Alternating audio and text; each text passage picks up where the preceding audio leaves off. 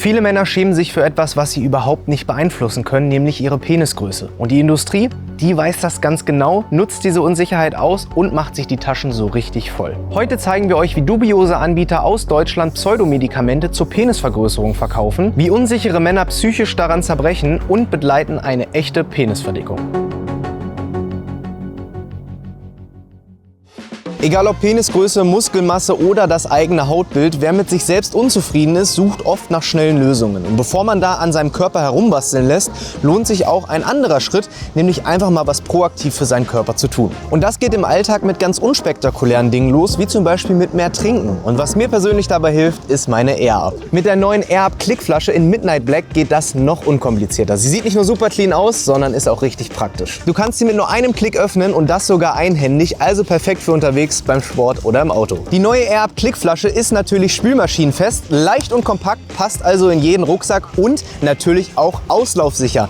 Ich sag's aber direkt dazu, die ist für Leitungswasser ausgelegt. Falls du da also andere Sachen wie zum Beispiel Sprudelwasser einfüllst, kann es sein, dass sie nicht ganz dicht ist. Das sage ich dir lieber jetzt, bevor du eine nasse Sporttasche bekommst. Ich habe meine AirUp immer dabei, egal ob ich auf Reisen bin, im Gym oder im Büro, sie ist immer an meiner Seite. Und so schaffe ich es einfach, viel mehr Wasser zu trinken, ohne es mir explizit vorzunehmen. Also wenn du zu denjenigen gehörst, die denken, ich sollte mal ein bisschen mehr Wasser trinken, probier's mal mit AirUp. Den Link dazu findest du natürlich wie immer in der Infobox.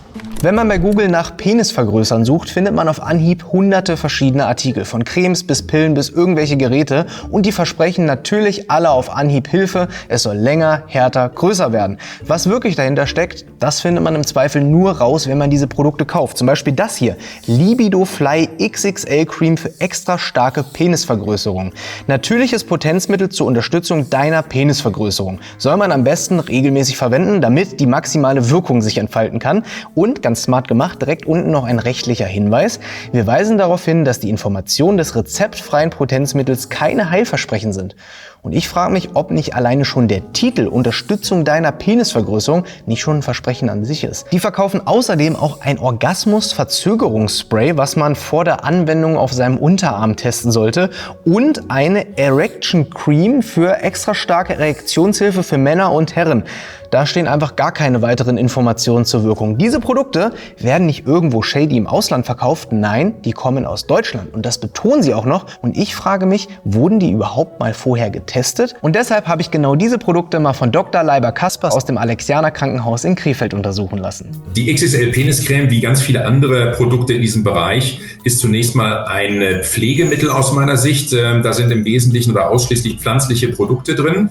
Das ist, um es klar zu sagen, und das betont ja auch der Hersteller, kein Medikament. Wie es ist bei Pflegemitteln und Nahrungsergänzungsstoffen, Sie müssen als Hersteller keine Studien vorlegen, Sie müssen keinen Wirkungsnachweis erbringen. Ob das in irgendeiner Weise den Penis vergrößert, dicker macht oder irgendwas besser macht, das darf man aus wissenschaftlicher Sicht auf jeden Fall sehr stark bezweifeln. Wenn Sie das außen auf die Penishaut auftragen, kommt das also in die Haut, bestenfalls noch in das Subkutangewebe, aber an die Stelle, wo es hinkommen müsste, um den Penis wirklich zu vergrößern, kommt es schon von der physikalischen Verfügbarkeit gar nicht hin. Das zweite Problem ist, entsprechende Substanzen, die den Penis größer machen, müssten ja eine Erektion auslösen. Das ist ja der einzige Moment, wo der Penis größer wird.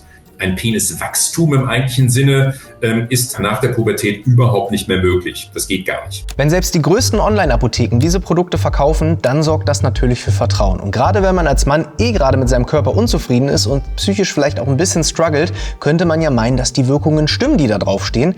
Können sie aber nicht, wie uns Dr. Leiber-Kaspers ja gerade bestätigt hat. Und dann muss man sich zwangsläufig irgendwann die Frage stellen, handelt es sich hierbei nur noch um ein Placebo oder ist es schon eine mutwillige Täuschung? Deshalb bin ich heute in Nordstemmen in Niedersachsen, denn hier befindet sich der offizielle Firmensitz von Ekstasialand. Das ist die Firma hinter Libido Fly, aber auch anderen Marken wie BioBalance, Well-Life und Fastwet. Die verkaufen unter anderem auch Gleitgele und Nahrungsergänzungsmittel. Ja, mal schauen, ob jemand da ist, der uns mal einen Nachweis über die Wirkung zeigen kann und was sie dazu sagen, dass sie so shady Kohle mit dem Leid der Männer verdienen. Guck, da wo das so ausgeblichen ist, war mal das Schild vom Laden. Hallöchen. Moin. Wir sind auf der Suche nach Ekstasialand. Sind wir da hier richtig? Wie kann ich euch denn weiterhelfen? Wir haben online Öffnungszeiten gesehen. Wir dachten, hier wäre auch ein Ladengeschäft. Der Versand ist woanders und hier nur noch ein kleines Büro. Wieso, was braucht ihr denn? Ich habe ein paar Fragen zu den Produkten. Da dort ja ziemlich offensiv angepriesen wurde, dass das bei jeglichen Problemen helfen könnte, habe ich mir das Ganze mal angeschaut und habe das auch mit einem Urologen und einem Andrologen durchgesprochen. Und der wiederum sagte, dass das nicht so richtig wirken soll.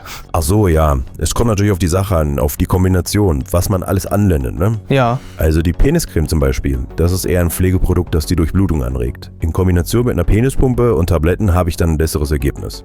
Der aktuelle Wissensstand der Wissenschaft ist ja eher, dass der Penis gar nicht nach der Pubertät noch weiter wachsen kann, weil es ja ein Schwellkörper ist. Naja, das funktioniert nach dem Traktionsprinzip. Kannst du dir vorstellen, wie die Teller bei den Ohren bei so einem afrikanischen Stamm. Je länger ich etwas stresse und dehne, desto länger wird's. Und wenn ich das akribisch mache, sagen wir mal einen Monat lang, dann sind schon 2 Millimeter drinne. Ich weiß nicht, vertreiben Sie die Produkte oder? Ja, ich bin Gesellschafter. Ah ja, okay. Aber sind Sie selber davon überzeugt, dass das funktioniert mit der Creme? Klar funktioniert das. Die Inhaltsstoffe wirken durchblutungsfördernd. Dann sieht er schon mal größer aus. Und dann muss ich halt dranbleiben mit dem Training. Ich glaube schon, dass die Produkte natürlich vor allem Menschen ansprechen, die schon, sag ich mal, psychisch ein bisschen belastet sind unter der Situation. Ne? Wenn man unzufrieden mit seinem Körper ist und dann auf einmal sieht, XXL Peniscreme, das kann mir helfen, dass man da natürlich das Geld ausgibt, aber eher zum Fenster rausschmeißt, als dass es was bringt. Ja, also ich habe jetzt nicht irgendwelche belegenen Artikel, aber da ist schon sehr viel Know-how hinter. Wurde auch gut getestet und sind sehr gute Wirkstoffe drin. Wenn es nicht funktioniert, ja gut, kann ich auch nicht ändern. Aber wir haben ja auch nicht geschrieben, dass wir den Penis damit größer machen. Der Name sagt es an sich schon. Natürliches Potenzmittel zur Unterstützung deiner Penisvergrößerung. Damit die Erektionscreme und die Potenzcreme ihre maximale Wirkung entfalten kann, verwende sie am besten regelmäßig. Ja, regelmäßig. Wenn man das nicht richtig verwendet, also nicht regelmäßig macht, dann funktioniert das auch nicht. Und vor allem, wenn man auch nicht dran glaubt, dann funktioniert es erst recht nicht. Also das ist ein Placebo? Nein, wenn man da nicht dran glaubt, dann macht man es halt auch nicht vernünftig. Wenn ich nach 1-2 Wochen einschmieren denke, das war's jetzt, funktioniert nicht, dann gibt man halt auf. Das ist so wie bei allen Dingen im Leben. Wenn man nicht dran glaubt, dann funktioniert es auch nicht. Wenn jemand einen großen Penis will, dann kriegt er auch einen. Auch durch Cremes, Extender und Pumpen. Irgendwie kriegt er das dann. Andersrum, wenn ich einen Penis einsperre in einem Käfig, 1 Jahr lang, dann wird er kleiner. Warum? Weil ich ihn nicht benutze. Peniscreme, ich wichse jeden Tag 5-mal mit der Creme. Dadurch habe ich auch Traktion. Dann wird er größer. Man muss dranbleiben. Wenn man das nicht ordentlich trainiert und nicht eincremt andauernd, dann wird er auch nicht größer. Wenn man den dann nicht benutzt, dann wird er so klein irgendwann. Und so ist es auch andersrum. Jeden Tag, immer wieder. Wir haben das vom Andrologen überprüfen lassen. Und ein Androloge weiß jetzt alles, oder wie? Na, der hat zumindest ein wissenschaftliches Studium hinter sich, während Sie Dinge verkaufen, die halt höchstens einen Placebo bewerben. Also ich merke, wir kommen hier nicht weiter. Ja, gut. Danke trotzdem für die Hilfe. Alles klar, ja, tschüss. Eigentlich war ich nur auf der Suche nach dem offiziellen Shop von Ekstasialand. Dazu bin ich an die öffentlich angegebene Adresse hingefahren. Zu meiner Verwunderung befindet sich dieser Shop aber im Keller eines Einfamilienhauses. Und ich bin ganz ehrlich zu euch, ich persönlich bin überhaupt kein Fan, an irgendwelchen privaten Türen zu klingeln, um irgendwelche Statements zu bekommen.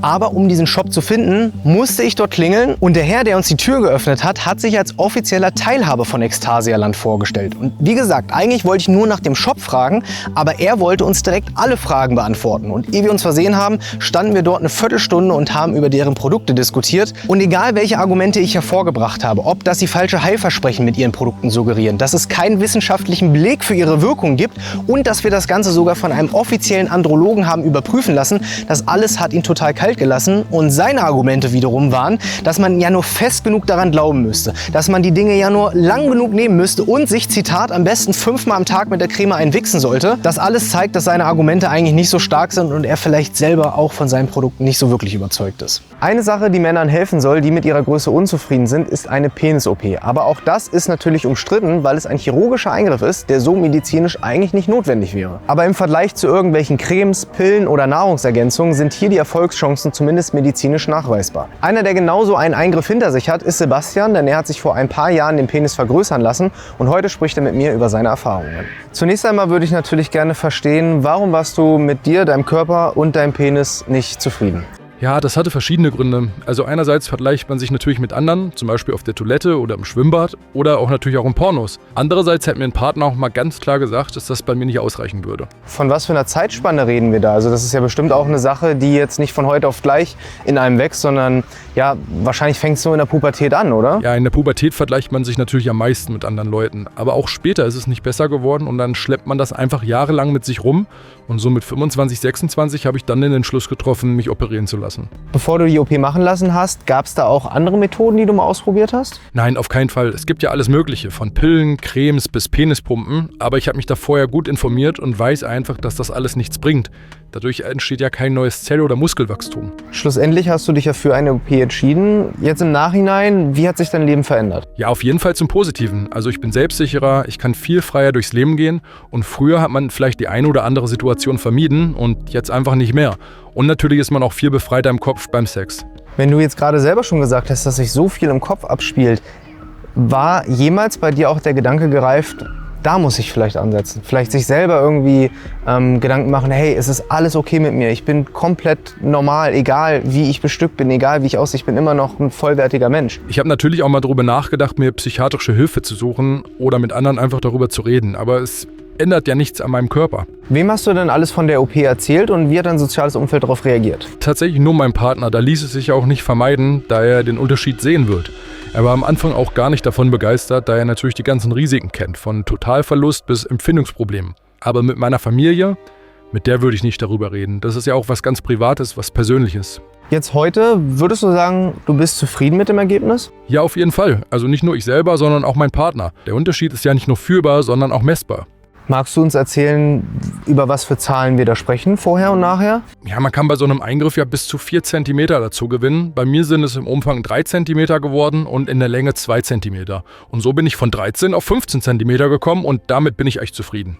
So wie Sebastian geht es vielen jungen Männern heutzutage. Ich meine, man kennt es. Man bekommt irgendwie mal einen blöden Spruch gedrückt, dann ist man auf einmal unsicher. Und durch Pornografie erhält man ja sowieso ein komplett verzerrtes Bild über den eigenen Körper. Manche Männer sehen dann nur noch eine Lösung, und zwar den Gang zum Chirurgen. Und auch das muss man akzeptieren. Jeder ist Herr seines eigenen Körpers und kann das frei entscheiden. Einer, der heute vor genau dieser lebensverändernden Entscheidung steht, ist Dominik, denn er hat heute einen Termin zur Penisverdickung und wir dürfen ihn dabei begleiten. Mich würde natürlich zunächst mal interessieren, warum bist du mit deinem Körper in der Form unzufrieden und hast dich für eine OP entschieden? Ja, also an sich bin ich schon zufrieden und meine Partnerin auch. Das ist ja auch eine Sache, die wir beide entscheiden. Aber irgendwie habe ich den Wunsch, dass es dann doch ein bisschen mehr sein sollte. Gerade in der Jugend, wenn man irgendwie am Pissoir steht, guckt man schon mal links, rechts rüber und dann denkt man sich so, oh, meiner ist ja doch etwas kleiner.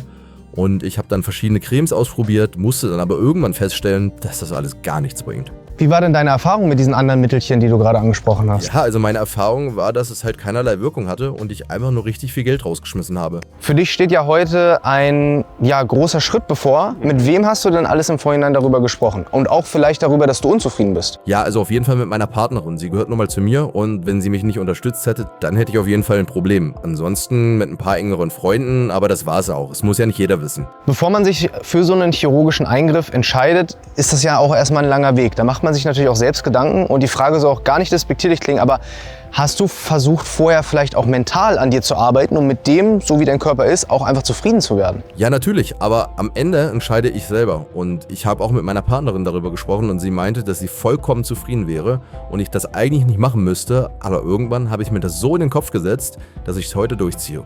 So, jetzt geht's los. Für mich tatsächlich das erste Mal, dass ich in einem OP-Saal stehe und nicht liege. Ich bin sehr gespannt, wie es wird. Dafür brauche ich natürlich noch die passende OP-Kleidung. Und so langsam macht sich auch bei mir die Nervosität breit. Obwohl ich ja eigentlich nur daneben stehe, aber trotzdem das erste Mal im OP-Saal dabei sein. Ich bin gespannt. Dann nehmen Sie gerne Platz auf den Tisch. Herr Dr. Kessmann, heute steht ja eine Penisverdickung an. Wie genau kann ich mir das vorstellen? Wie funktioniert das? Eine Penisverdickung macht man meistens mit Eigenfett. Einfach weil das den guten Effekt hat, dass man irgendwo ein bisschen Fett wegbekommt. Und wenn der Penis als zu schmal empfunden wird, kann man ihn sinnvoll und nachhaltig damit verdicken. Ein Ziel ist natürlich, dass der Penis dicker wird. In Zahlen ausgedrückt, was ist da heutzutage möglich? Ja, Zahlen sind den Patienten auch immer recht wichtig. Mir ist wichtig, dass man das nicht garantieren kann. In der Regel, auch je nachdem, wie groß der Penis vorher ist, kann man so zwischen 1 und 4 cm mehr Umfang erreichen. Es ist nicht selten, dass wir 4 cm mehr haben am Ende der OP, aber das bleibt nicht ganz. Das Fett baut sich ein bisschen ab, sodass am Ende vielleicht nach 6 Wochen vielleicht so 2,5 cm realistisch zu erwarten übrig sind. Das kann man aber auch gut erreichen. Mir ist halt wichtig, dass das von der Ästhetik zusammenpasst. Also ich sage dann immer, das soll keine Coca-Cola-Dose werden, sondern das soll irgendwie noch zur Eichel passen, sodass es insgesamt von den Dimensionen, von den Proportionen sozusagen noch ein schöner, normaler Penis ist, der einfach ein bisschen massiger aussieht. Und dann gibt es ja auch die Penisverlängerung. Richtig.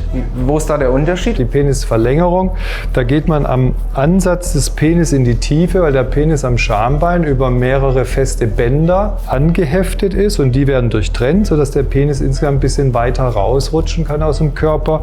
Und auch da ist es so, dass man, sagen wir mal, zwischen 1 und 4 Zentimeter erwarten kann. Was sind denn die Risiken bei solchen Eingriffen? Also bei der Penisverdickung, die wir heute machen, finde ich, gibt es nicht viele Risiken. Das kann man einen Tag vor Weihnachten operieren. Das Fett kann sich verklumpen, also es könnte ein ästhetisches Problem geben oder es nicht gleichmäßig anwachsen. Das sehen wir manchmal, aber das kann man eigentlich ganz gut korrigieren. Bei der Verlängerung kann es bluten. Also da muss man dann schon ein bisschen gucken. Da arbeiten wir uns in der Tiefe so Millimeter für Millimeter vor, bis die Bänder durchtrennt sind, dass da keine Blutung oder irgendwie ein größerer Bluterguss in der Tiefe entsteht. Wenn die Frage bezogen ist auf die Länge, ob die erigierte Länge länger ist nach so einer OP, vielleicht ein bisschen. Aber an und für sich ist die Länge des Penis durch die Schwellkörper definiert. Der Schwellkörper wird ja nicht verändert. Das heißt, der kommt ein bisschen mehr raus und mag dadurch auch vielleicht in Erektion ein bisschen länger erscheinen, aber de facto ist es von der Erektion nicht anders als vorher. Ich muss natürlich gestehen, dass ich jetzt schon zweimal den OP-Saal kurzzeitig verlassen habe, um mich drüben einmal kurz hinzusetzen, ein bisschen Fruchtzucker zu mir zu nehmen. Ja, ich bin vielleicht einfach nicht für den Beruf im Saal gemacht. Ich stehe ja auch nur hier und stelle die Fragen. Ich wusste gar nicht, dass Körperfett so ein bisschen aussieht wie so ein Erdbeersmoothie. Nur zum Verständnis, wir können natürlich nicht so super viel von der OP zeigen. Ne, da gibt es Richtlinien und wir wollen euch ja auch nicht hier triggern. Ihr könnt euch das Ganze so vorstellen, es wird jetzt vom Dominik Eigenfett aus dem Bauch abgenommen und das wird dann wiederum in den Penis injiziert. Dadurch wird er dann dicker. Jetzt würde mich natürlich nochmal abschließend interessieren, was kostet so eine OP? Wie viel Geld muss ich einplanen, wenn ich eine Penisverdickung oder eine Penisverlängerung haben möchte? Also für mich gibt es ein Kriterium, wie lang brauche ich für so eine OP. Also eine Fettabsaugung kann ganz schnell gehen oder kann sehr ausführlich sein. Deshalb kann man nicht immer sagen, eine Fettabsaugung kostet für einen Oberschenkel immer genau gleich 4.000 €, sondern für den einen Oberschenkel brauche ich 2 Stunden, für den anderen 30 Minuten. Das kann man auch nicht ganz gleich machen. Beim Penis sind die Unterschiede jetzt nicht ganz so lang. Also wir berechnen für die Penisverdickung mit Fett 4.500 € und für die Verlängerung auch. Die OP von Dominik ist geschafft. Für mich auf jeden Fall ein sehr aufwühlender Dreh. Ich musste auch zweimal ganz kurz rausgehen, Pause machen, weil ich es immer noch sehr erstaunlich finde, was er auf sich nimmt, um seinem Schönheitsideal zu entsprechen. Ich meine, im Vergleich zu irgendwelchen dubiosen Mittelchen, die man im Internet bestellen kann, wo man nicht mal weiß, was drin ist, wo einem irgendwelche Heilversprechen gemacht werden, die total unrealistisch sind, ist das hier auf jeden Fall der professionellere und seriösere Weg. Aber, und auch das gehört zur Wahrheit, es war nichtsdestotrotz ein chirurgischer Eingriff, der so medizinisch nicht notwendig gewesen wäre. Wenn ihr selbst mit diesem Thema zu strugglen habt, dann schaut gerne mal in der Infobox vorbei. Dort findet ihr natürlich wie immer die passenden Hilfsangebote. Und wenn euch diese Reportage gefallen hat, dann lasst gerne ein Abo auf meinem Kanal da. Da würde ich mich sehr drüber freuen. Und dann verpasst ihr auch nicht die kommenden Videos. Bis dahin macht's gut. Tschüss.